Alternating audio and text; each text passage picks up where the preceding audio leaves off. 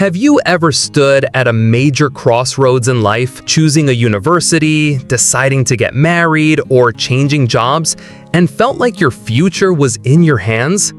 We weigh our options, deliberate, and then make a choice, hoping it will lead to a good outcome. But then, a question suddenly flashes in our minds. If there is an all-knowing creator, or if life is governed by the law of karma, are our choices truly free? Or are they all just part of a pre-written script? Today, we'll explore this paradox through the lens of Christianity, Buddhism, and modern philosophy: free will and God's omniscience. In Christianity, free will is a divine gift.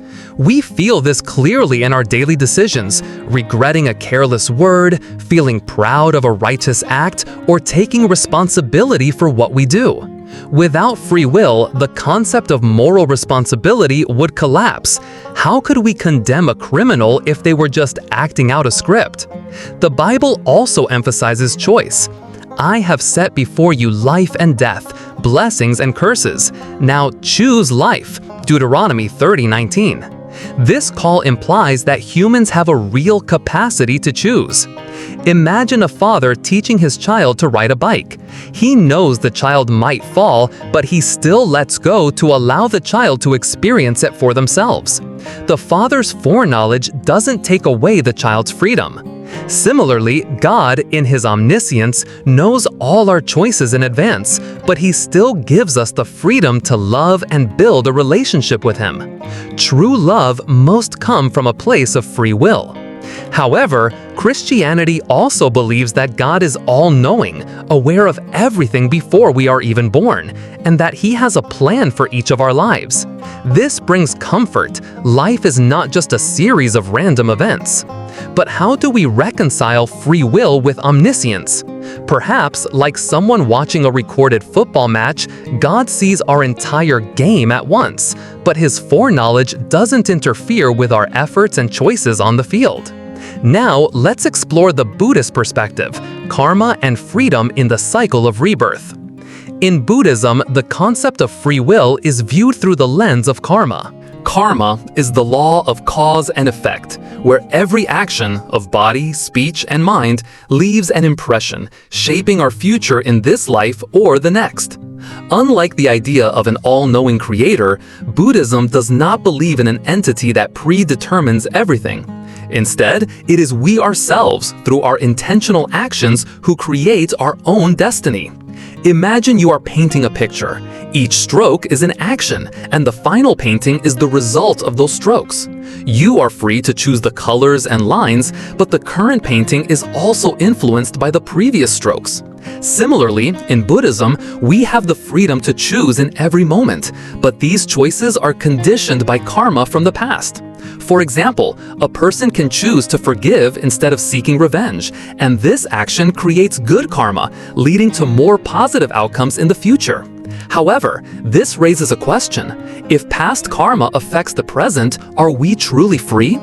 Buddhism answers that freedom lies in the ability of awareness, mindfulness, and conscious action.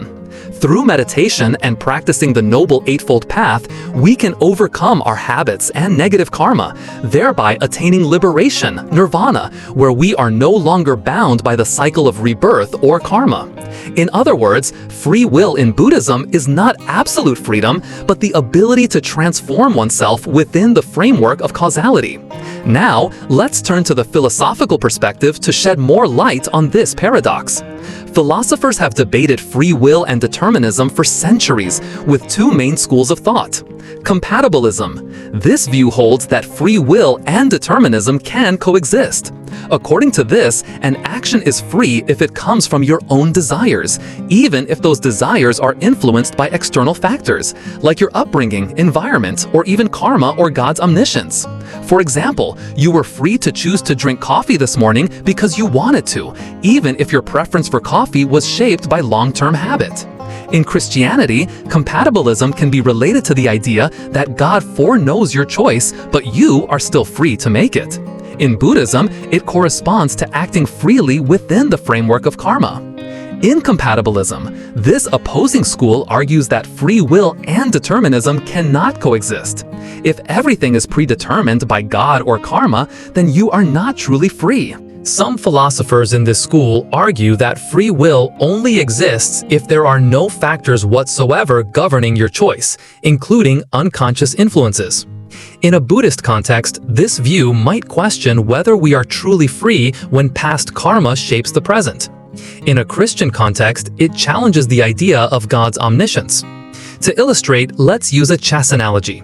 A compatibilist would say you are free to move your pieces as you wish, even though you are bound by the rules of the game, like karma or God's plan. An incompatibilist would argue that you are only truly free if there were no rules or external factors influencing your move at all, a near impossibility in reality. So, how can we reconcile these views? Perhaps our mistake is trying to impose our finite understanding on infinite concepts.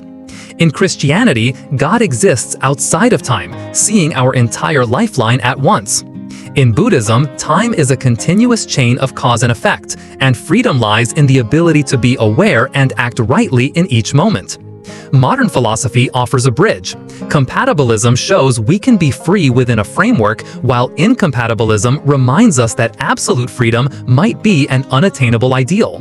Think of a river. The water flows along a path, shaped by the terrain, like karma or God's plan. But each drop of water still has the freedom to move within that current. Similarly, we can live freely, making meaningful choices, while also trusting that our lives are part of a bigger picture, be it God's plan or a chain of causality. In summary, free will and predestination are not necessarily mutually exclusive. In Christianity, we are free to choose, yet we remain within God's loving plan. In Buddhism, we act freely within the framework of karma, with the chance to transform ourselves through mindfulness. Modern philosophy reminds us that freedom might be a spectrum, not black or white. Life is a journey of balance. Act with the responsibility of a free person, but also trust in a greater meaning, whether that is God's plan or the law of cause and effect.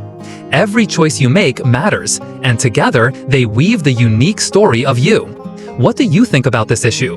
Do you lean towards free will, predestination, or a different perspective from your own religion or philosophy? Share your thoughts in the comments. If you found this content interesting, don't forget to like, share, and subscribe for more to come. Thanks for exploring with me.